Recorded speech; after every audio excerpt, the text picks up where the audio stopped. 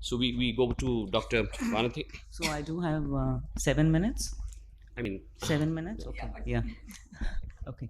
So I'm just sort of going to rush you through because of the lack of time. Have no financial interest in the mention of any of the products during the course of my talk here.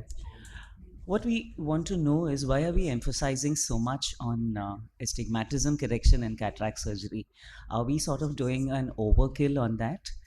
The fact here is because the preoperative astigmatism in corneal patients can range as much as 33% of them having more than one diopter of astigmatism here. And as we all know that when the cyclotorsion, which goes beyond about 28 degrees, can be seen in up to 68% of their cases here.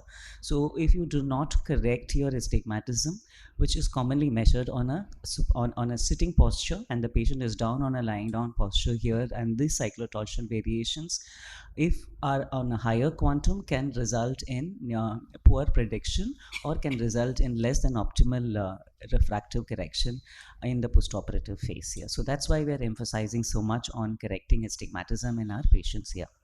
The next is we should know which are the patients in which we can probably give torics, or in those we probably do not want to give torics or consider torics here.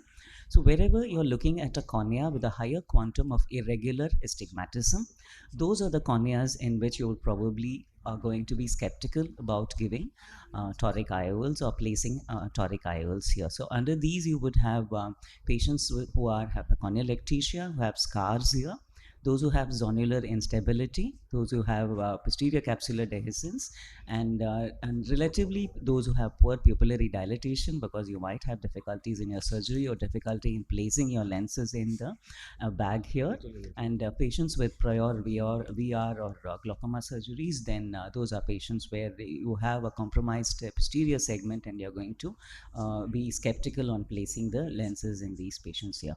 Another is knowing your devices. What are the various devices which are currently available to measure the quantum of astigmatism in your patients here?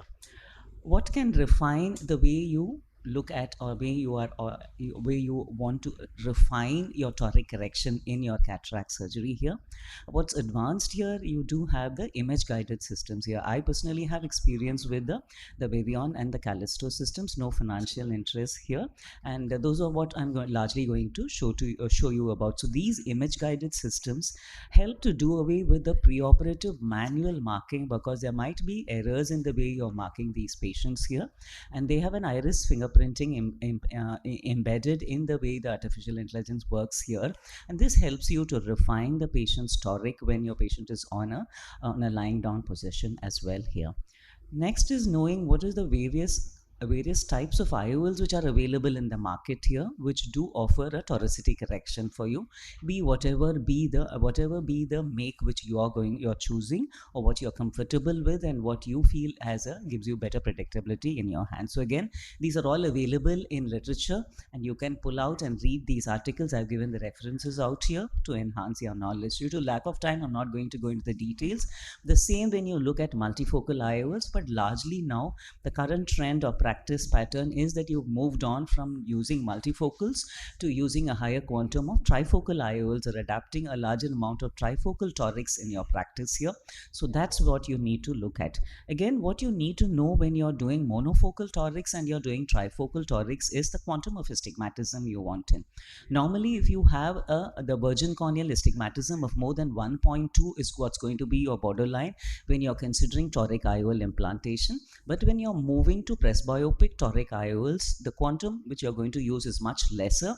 So if you're looking at the astigmatism more than 0.7, 0.8 on the ocular surface here, the corneal toricity, then you're probably going to look at a toric in terms of trifocal IOL. So that's how shifting from monofocal torics to trifocal torics is going to work when you're planning toric IOLs here.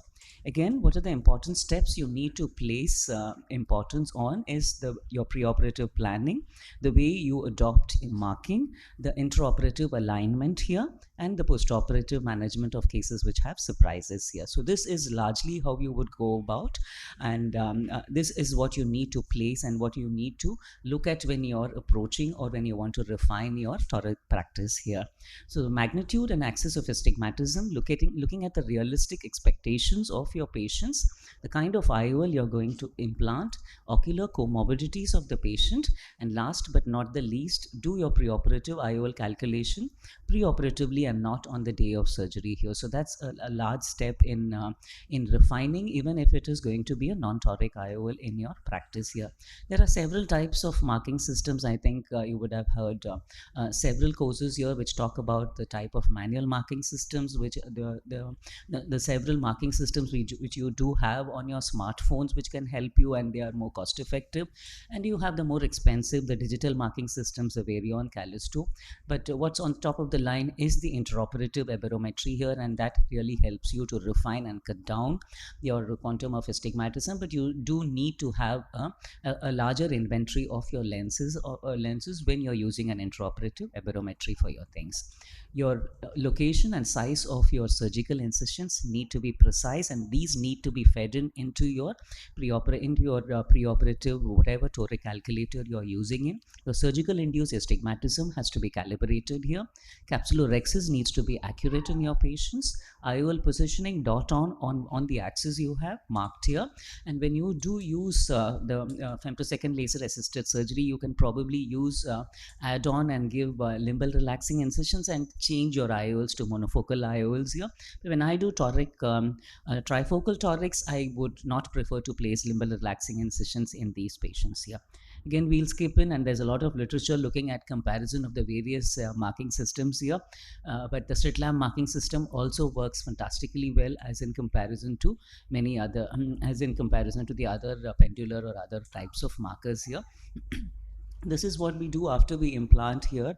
Before we implant in an intraoperative aberrometry, you can do an image capture here, and that gives you the sphericity and the toricity and the axis of the IOL which you need to implant on your patients here. And after you implant it, again, it will guide you onto the axis in which you need to place your IOL, and this will effectively tell you if you placed in the right axis, and will also guide you to where you need to rotate your IOLs into position here. I think we have many more speakers coming on, so I'll just run you through one particular video to just show you this, or I think we can skip this as well, because this is a routine cataract. This is a flax patient here. You could see a nicely done capsulorhexis in this patient, and the phacoemulsification is completed here. And after completion, we are placing the toric IOL under a Varion guided image guided system here, so you do not see any further markings on, and these guided systems will help you to place your IOL in the absolutely required axis here. I think we'll stop here and we'll take more questions on. Or do you want me to continue? I have lots more. I do have lots more and case examples, but I think we'll stop here and take discussions to look at the practical aspects of how we would go about managing toricity. Thank you for your patient hearing.